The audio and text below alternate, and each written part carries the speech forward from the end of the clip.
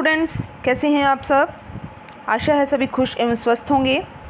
आज हम कक्षा 11वीं की हिंदी की पाठ्य पुस्तक आरोह भाग 1 में से पद्य भाग में से कविता करेंगे वे आँखें। वे आँखें कविता के कवि हैं सुमित्रा नंदन पंत। तो सबसे पहले मैं आपको कवि का परिचय दे देती हूँ। सुमित्रा नंदन पंत का मूल नाम गोसाई दत्त था। इनका जन्म 1900 में कौसानी, जिला अल्मोड़ा, उत्तरांचल में हुआ था। इनकी प्रमुख रचनाएं वीणा, ग्रंथि, पल्लव, गुंजन, युगवाणी, ग्राम्या, चितंबरा, उत्तरा, स्वर्ण किरण, कला और बूढ़ा चांद, लोकायतन आदि हैं।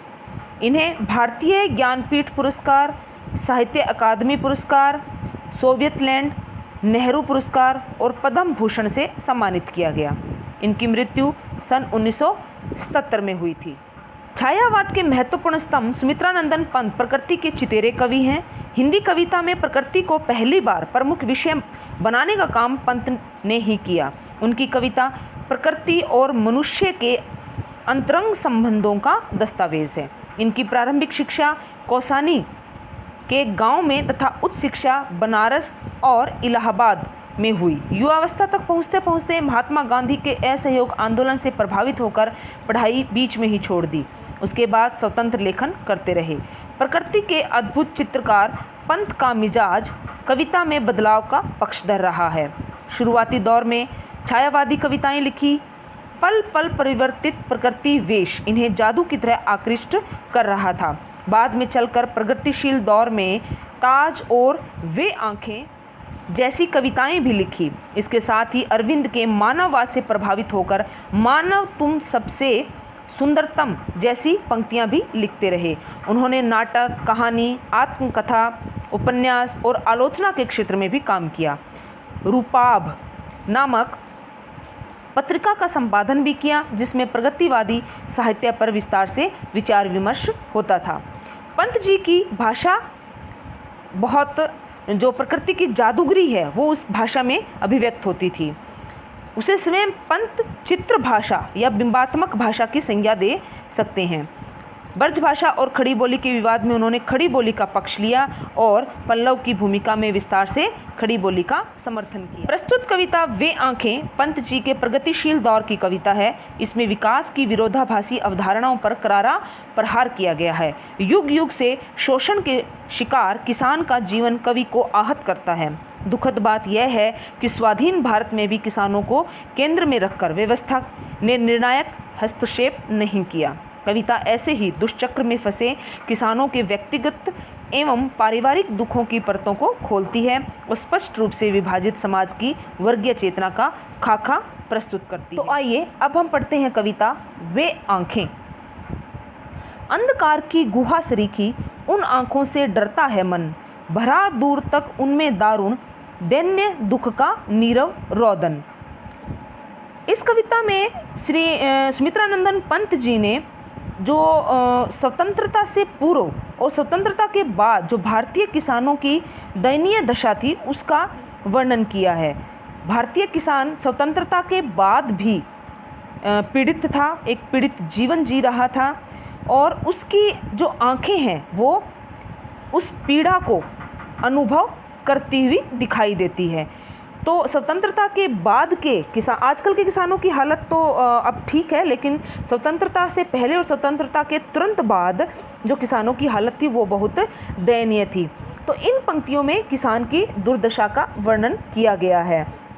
अंधकार सी गुहा सरीखी। गुहा का अर्थ होता है गुफा, सरीखी का अर्थ होता है समान।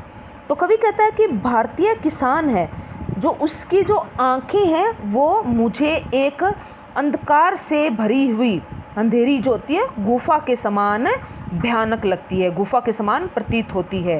उन आँखों से डरता है मन। कवि कहता है कि उन आँखों से मेरा मन डरता है, अर्थात जैसे अंधेरी गुफा में झांकने से डर लगता है, उसी प्रकार जो किसान है उसकी जो शून्य आँखें हैं, खाली आँखें हैं, अंधेरी आँखें हैं, उनमें देखने से भी जो कवि है वो कहता कि मेरा मन भयभीत हो रहा है। क्योंकि जो किसान है ना, उसकी आँखें हैं वो दुख की वजह से गहरी हो चुकी है, गुफा के समान गहरी हो चुकी है। भरा दुख तक उनमें दारुण, दैन्य दुख का नीरव रोदन। भरा दूर तक उनमें दारुण, दारुण का अर्थ क्या होता है? दारुण का अर्थ है भयानक। दैन्य दुख, दैन्य दुख का अर्थ, दैन्य का अर्थ होता है दीनता यानी गरीबी। दुख का अर्थ होता है पीड़ा। नीरव, नीरव का अर्थ होता है रव, रव का अर्थ होता है स्वर, और नी का अर्थ होता है नहीं। तो नीरव का अर्थ हुआ मौन, जिसमें स्वर नहीं होता, मौन। कवि कहता है कि जो किसान की आंखें हैं उनमें मुझे वो अंधेरी गुफा के समान लगती है, उनमें देखने से मुझे डर लगता है। क्योंकि किसान की आंखों में भरा दूर तक उनमें दान, कि किसान की आंखों में दूर दूर तक केवल भयानक दीनता और पीड़ा का दुख भरा हुआ है। उसकी आंखों में दुख है, दर्द है, निराशा है, और जो शोषण से जो उत्पन्न होती है जो पीड़ा, उसके सिवा भी कुछ भी नहीं है। क्योंकि उसकी आंखों में गरीबी का दुख है, उससे उत्पन्न होने वाली जो पीड़ा है, उसको जो पीड़ा को सहते वक्त किसान की आंखों में जो मौन, रोना आ जाता है। रोदन, रोदन का अर्थ होता है रोना, नीरव का अर्थ मौन, मौन रोना, अर्थात बिना आवाज़ किए रोना। तो किसान की आंखों में इतनी दीनता, इतना दुख, इतना पीड़ा भरी हुई है कि उसकी आंखें हैं वो बिना आवाज़ किए, बिना शोर किए चुपचाप रो रही है। वह स्वाधीन किसान रहा, अभिमान भरा आंखों में इसका, छोड़ उसे मझधार आज संसार कगार सदृश बह खिसका। अब कवि जो है वो किसान की पहले की जो ज़िंदगी थी उसका वर्णन करते हुए कहता है कि ये भारतीय किसान कभी स्वाधीन था, कभी किसी के भी अधीन नहीं था, अर्थात आत्मनिर्भर था, स्वाभिमानी था, स्वावलंबी था, अभिमान भरा था आंखों में उसकी, क्योंकि उसके पास अपने खेत थे, उसकी खेती थी, उसका परिवार था। तो जो उसकी आंखें हैं उसमें आत्मसम्मान, आत्माभिमान भरा हुआ था, स्वाभिमान उसकी आंखों से झलकता रहता था। छोड़ उसे मझधार, मझधार का अर्थ होता है धारा के बीच में, यानी कि जैसे संसार रूपी जो सागर है उसको एक धारा माना गया है, उसके बीच में, अर्थात संसार में रहते हुए जिन समस्याओं का सामना इंसान को करना पड़ता है उसे यहाँ पर मझधार का नाम दिया गया है। तो कवि कहता है कि आज जो उसका जो ये गर्व था, जो उसका आत्मसम्मान था, उसका जो स्वाभिमान था, वो उसे इस मझधार में, इस संसार की समस्याओं के बीच में छोड़कर आज दूर चला गया है। और किस प्रकार दूर चला गया है? संसार कगार सदृश बह खिसका। कगार, कगार का अर्थ क्या होता है? किनारा। सदृश, सदृश का अर्थ होता है समान। बह खिसका, बह खिसका का अर्थ होता है छोड़कर चले जाना, छोड़ जाना या चले जाना। तो कवि कहता है कि उसका जो गर्व था, जो उसका अभिमान था, वो उसे संसार रूपी इन समस्याओं की जो मझधार है उसके बीच में छोड़कर इस प्रकार चला गया है, जैसे कि कोई रेतीला जो किनारा होता है नदी का, तो नदी के बहाव में किस प्रकार वो टूट कर बह जाता है, उसी प्रकार से ये सारा संसार जो है वो उसे इस दुख में अकेला छोड़कर बह निकला है, अर्थात उससे दूर चला गया है। इस दुख की घड़ी में उसके साथ यहाँ पर अब कोई भी नहीं। लहराते थे वे खेत दृगों में, हुआ बेदखल वह अब जिनसे, हंसती थी उसके जीवन की हरियाली जिसके तृण तृण से। अब यहाँ पर जो किसान है उसकी जो दयनीय दशा का वर्णन करते हुए कवि कहता है कि पहले जो किसान था उसके पास लहलहाते खेत होते थे, उसके पास अपना घर होता था, उसके पास अपना बैल गाय वगैरह होती थी। तो अब जो किसान है उसकी आँखों में, दृग का अर्थ होता है आँखें, तो अब उसकी किसान है अपने उन लहलहाते खेतों का जो चित्र है उसकी आंखों में अब समाया हुआ है, क्योंकि अब तो उसके पास वो चीज़ें रही नहीं। जिस समय उसके पास लहलहाते खेत होते थे तो उन लहलहाते खेतों का जो दृश्य है वो उसकी आंखों में सजाया हुआ है, संजोए हुए हैं वह अपनी आंखों में। हुआ बेदखल वह जिनसे, अब वह उनसे बेदखल हो चुका है, अर्थात उसको उससे अलग कर दिया गया, वो खेत उससे छीन लिए गए हैं, उसकी हिस्सेदारी वहाँ से हटा दी गई है। तो उन खेतों को जिसको वो अपने खून पसीने से सींचता था, उन खेतों से उसे अब बेदखल कर दिया गया। अर्थात उस समय ज़मींदार होते थे तो ज़मींदार ने उससे वो उसके खेत है वो छीन लिए थे। जो उन खेतों की, लहलहाते खेतों की जो यादें हैं वो उसकी आंखों में बसी हुई है, उन यादों को अपनी आंखों में वो संजोए हुए हैं। हंसती थी उसके जीवन की हरियाली जिनके तृण तृण से, तृण का अर्थ होता है तिनका या तिनके से।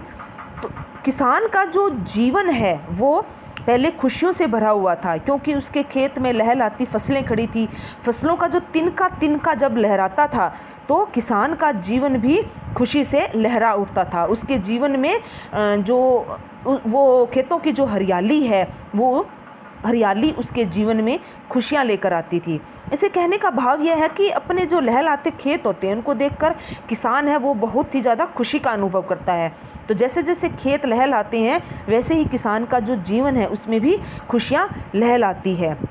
अपनी फसलों को देखकर वह खुशी का अनुभव करता है। आँखों में ही घूमा करता वह उसकी आँखों का तारा, कारकुनों की लाठी से जो गया जवानी में ही मारा। अब किसान अपने लहलहाते खेतों को याद करता है, खुशी का अनुभव करता है, लेकिन वो चीज़ें तब उसके लिए सपना ही बनकर रह गई है। लेकिन उसके बाद वो अपने बेटे को याद करता है। आँखों का तारा, यहाँ पर आँखों का तारा मुहावरे का प्रयोग किया गया है। आँखों का तारा का अर्थ क्या होता है? बहुत प्यारा। यहाँ किसान का जो एक बेटा था जो उसे बहुत प्यारा था, उसका जवान बेटा था जो उसकी आंखों का तारा था, तब उस बेटे की जो छवि है वो उसकी आंखों में ही घुमा करती है। अर्थात जो किसान है वो अपने बेटे को बहुत प्यार करता था, वो उसकी आंखों का तारा था, तो उसकी जो यादें हैं वो उसकी आंखों में ही घूम रही है। लेकिन उसके बेटे को हुआ क्या? उसका बेटा कहाँ गया? कारकुनों की लाठी से जो गया जवानी में ही मारा। कारकुन क्या होते हैं? जो जमींदार होते हैं उसके जो लोग होते हैं, जो लठैत होते हैं, जिनको जमींदार के कारिंदे बोलते हैं। तो जो जमींदार के जो लठैत है, कारिंदे हैं, उन्होंने लाठियों से पीट कर किसान के बेटे को जवानी में ही मार दिया था। अर्थात किसान का बेटा जो किसान को अत्यंत प्यारा था, जो उसकी आंखों का तारा था, उसे जमींदार के कारिंदों ने लाठियों से पीट कर जवानी में ही मार दिया था। आज किसान है वो अपने उस बेटे को याद कर रहा है। उस बेटे की तस्वीर उसकी आंखों में, किसान की जो सूनी और दुख भरी आंखें हैं उसमें घूम रही है। अर्थात किसान है वो अपने मृतक बेटे को याद कर रहा है और उसकी याद से जो दुख उत्पन्न हो रहा है वो किसान की आंखों में स्पष्ट देखा जा सकता है। बिका दिया घर द्वार महाजन ने न ब्याज की कोड़ी छोड़ी, रह आंखों में चुभती वह कुर्क हुई बर्धों की जोड़ी। अब यहाँ पर जो स्वतंत्रता से पहले और स्वतंत्रता के कुछ समय बाद तक किसान हैं जो वो अपने गांव में ही जो एक महाजन होता था उससे ब्याज पर पैसे लेते थे जब ज़रूरत होती थी उन्हें। तो महाजन जो लोग होते थे वो किसानों का शोषण करते थे। जब किसान ब्याज का और कर्ज का पैसा वापस नहीं कर पाता था तो महाजन क्या करते थे, उनके घर को, उनके खेतों को या उनके घर के सामान को नीलाम करवा देते थे, बेच देते थे। तो उसी चीज़ का कवि ने यहाँ पर वर्णन किया है।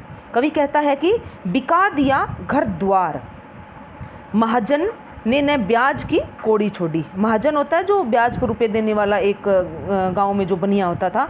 तो कवि कहता है कि महाजन ने अपना जो कर्जा है वो लेने के लिए और अपना जो ब्याज है उसकी रकम को वापस लेने के लिए किसान का जो घर द्वार है वो बेच दिया था। घर द्वार की उसने नीलामी करवा दी थी, क्योंकि उसके घर को बेचकर जो उसे पैसे मिले थे उसने अपने ब्याज के पैसे और कर्जे के पैसे पूरे कर रहा था। अब उसने किसान को बेघर कर दिया था। उसने अपनी एक एक कौड़ी अर्थात अपना जो पूरा ऋण है, पूरा ब्याज है और उसका जो कर्जा है वो सारा अपना उसने वापस लेने के लिए एक कौड़ी भी उसने नहीं छोड़ी, बल्कि सब कुछ अपना उगा लिया और इस तरह से उसने किसान का घर द्वार सब कुछ बेच दिया। ऐसा करने पर उसको किसान पर बिल्कुल भी दया नहीं आई कि वो उसको किस तरह से उसको बेघर कर रहा है। रह रह आँखों में चुभती वह कुर्क हुई बर्दों की जोड़ी। कुर्क का अर्थ होता है नीलाम करना, बोली लगाना। जैसे नीलाम करते हैं, बोली लगा देते हैं, कोई चीज़ की बेच देते हैं। बर्द क्या होते हैं? बैलों की जोड़ी थी किसान के पास, बहुत सुंदर बैल थे उसके। तो अब किसान की आंखों में रह कर अपने जो सुंदर बैलों की जोड़ी थी, जिनको महाजन ने नीलाम कर दिया था, वह रह कर उसकी आंखों में चुभ रही थी। अर्थात जो महाजन है उसने उसके सुंदर बैलों की जोड़ी को जब नीलाम किया तो किसान विवश होकर उनको नीलाम होते हुए देखता रहा था। वह कुछ कर तो सकता नहीं था, क्योंकि उसकी जोड़ी है वो बहुत सुंदर थी। वह अपने उन बैलों की जोड़ी से बहुत प्यार करता था। आज वो उन बैलों की जो जोड़ी है उनको याद कर रहा है, और याद करने से उसकी आँखों में रह कर उसकी आँखों में ये चीज़ चुभ रही है। अर्थात रह कर उसके दिल में, उसके हृदय में पीड़ा है वो उत्पन्न हो रही है। उजरी उसके सिवाय किसे कब पास दुहाने आने देती, आँखों में नाचा करती उजड़ गई जो सुख की खेती। उजरी का अर्थ होता है उजली या सफ़ेद। किसान के पास एक गाय थी, दूध देने वाली गाय थी, जिसका नाम उन्होंने उजरी रखा हुआ था, अर्थात उजली रखा हुआ था। तो किसान को उस गाय से भी बहुत लगाव था। वह जब दूध देती थी तो उसके सिवाय, यानी कि किसान के सिवाय, उसे वो किसी को भी दूध दूहने के लिए अपने पास नहीं आने देती थी। अर्थात किसान का और उस उजली सफ़ेद गाय का बहुत ज़्यादा लगाव था। गाय भी किसान से बहुत स्नेह करती थी, अपने मालिक से बहुत स्नेह करती थी, इसलिए वो किसान के अतिरिक्त किसी और को दूध दूहने के लिए अपने पास भी नहीं आने देती थी। तो आज किसान है वो अपनी उस गाय को भी याद करता है। आँखों में नाचा करती उजड़ गई सुख की खेती। सुख की खेती से अभिप्राय यहाँ सुख के दिनों से हैं, कि किस तरह से उसके पास एक बैलों की जोड़ी थी, किस तरह उसके पास एक उजली गाय थी जो उसे सिर्फ और सिर्फ उसे ही दूध दूहने देती थी। तो अब वो सारी जो यादें हैं वो उसकी आंखों में नाच रही है। अर्थात किसान उन बातों को याद कर रहा है, अपनी गाय को, अपने बैलों को, अपने घर बार को, सब चीज़ों को याद कर रहा है। तो उनके प्रति उसके मन में स्नेह उमड़ रहा है, और वो सुख की खेती अब उजड़ चुकी है। अर्थात उसका जो सुखी संसार था वो अब उजड़ गया है। उसे उस सुखी संसार की अब याद बराबर आ रही है, और उसके दुख में वह एक पीड़ा के रूप में उभर कर सामने आ रही। बिना दवा दर्पण के घरनी सवरक चली आंखें आती भर, देख रेख के बिना दूध मुही बिटिया 2 दिन बाद गई मर। अब यहाँ पर जो किसान है उसकी गरीबी का, जो अत्यंत गरीबी है, उसका वर्णन किया गया है। किस तरह से किसान की गरीबी है, उसकी विवशता है, उसका मार्मिक चित्रण किया गया है, कि किस तरह से महाजन ने, जमींदार ने उसका सब कुछ बेच दिया, किसान के पास कुछ भी नहीं रहा। तो बिना दवा दर्पण के घरनी का अर्थ होता है पत्नी। तो किसान की पत्नी जो थी वो बहुत बीमार थी, तो बिना दवा के और बिना देखभाल के उसकी जो पत्नी है वो भी स्वर्ग चली। स्वर्ग का अर्थ होता है स्वर्ग, यानी कि स्वर्ग चली गई, अर्थात वो मर गई। आंखें आती भर, तो इन बातों को याद कर करके किसान है उसकी आंखें भर आती है, क्योंकि किसान के पास अपनी बीमार पत्नी के इलाज करवाने के लिए पैसा नहीं था, और बिना इलाज के, बिना दवाई के कारण उसकी पत्नी मर जाती है। और इस तरह से इन बातों को याद करके किसान की आंखें भर आती है। देख रेख के बिना दूध मुही बिटिया 2 दिन बाद गई मर। दूध मुही का अर्थ होता है माँ का दूध पीने वाली। तो अब किसान की पत्नी जब मर गई तो उसकी दूध मुही जो बच्ची थी, जो माँ का दूध पी के ही सिर्फ जिंदा रहती थी, वो बिना किसी देख रेख के, बिना दूध के 2 दिन के बाद ही मर गई। अर्थात माँ के मरने के 2 दिन के बाद ही बच्ची ने भी दम तोड़ दिया। अब ऐसी स्थिति में किसान है वो अपनी पत्नी और बेटी को याद कर रहा है, और जिससे उसकी किसान की जो आंखें हैं वो बार बार भर आती है। घर में विधवा रही पतोहू लक्ष्मी थी यद्यपि पति घातिन, पकड़ मंगाया कोतवाल ने डूब कुएं में मरी एक दिन। अब किसान है वो अपने जो उसका पुत्र जो मर चुका है उसकी विधवा पत्नी, अर्थात अपनी पुत्रवधू के बारे में बता रहा है कि अब उसके घर में विधवा पतोहू है। पतोहू का अर्थ होता है पुत्र वधू। अब किसान के घर में जब उसका बेटा मर जाता है तो उसकी विधवा पत्नी उनके घर में है, लक्ष्मी थी यद्यपि पति घातिन, कि घर की बहू है वो लक्ष्मी के समान होती है। हालांकि वो पुत्रवधू थी, वो लक्ष्मी थी, यद्यपि पति घातिन, लेकिन वो पति की घातिन भी है।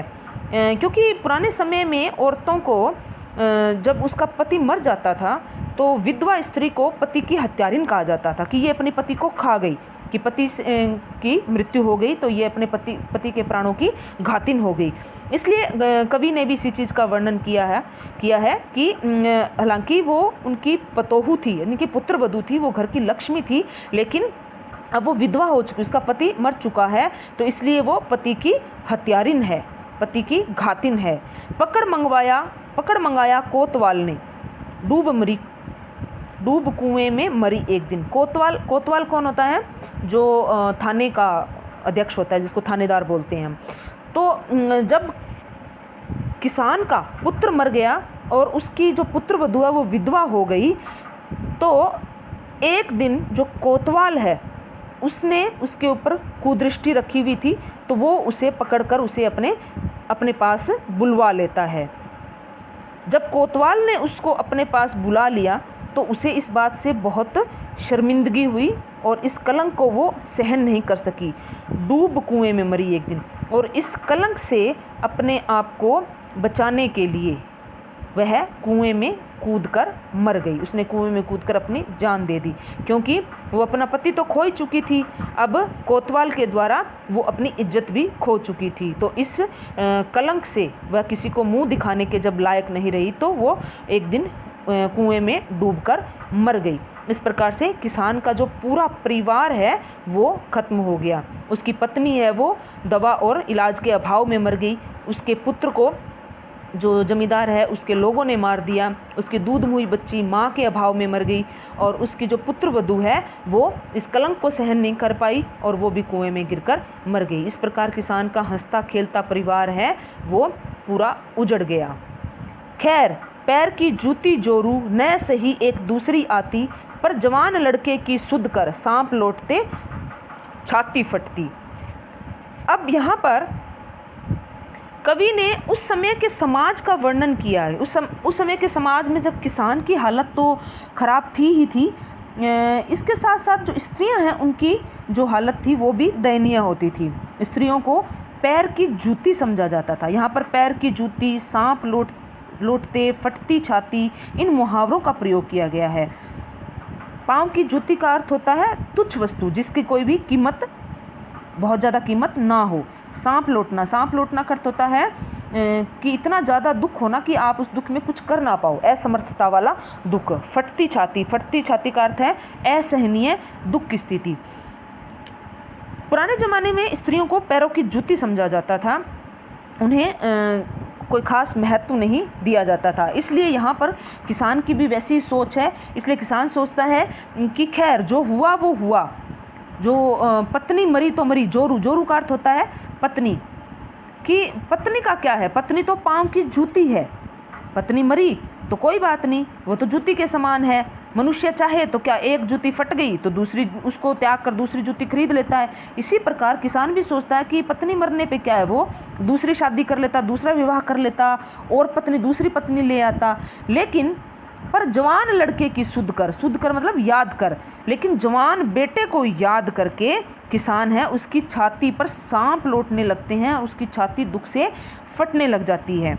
कि पत्नी मर गई तो कोई बात नहीं, दूसरी पत्नी आ जाती, क्योंकि वो तो पैर की जूती के समान है। लेकिन जवान बेटा मर गया तो इस बात से किसान की जो छाती है वो दुख से भर चुकी है, उसकी छाती पर सांप लौटने लगे हैं, उसका मन है वो पीड़ा से भर चुका है, क्योंकि वह अपने जवान बेटे को बचा नहीं पाया था। तो उस बात का उसे अत्यंत दुख है। पत्नी का दुख है, लेकिन पत्नी के दुख से तो वो उभर लेता है कि एक पत्नी मरी तो क्या है, दूसरी पत्नी ले आता, दूसरी शादी कर लेता। लेकिन अब जवान बेटा वो कहाँ से लेकर आई।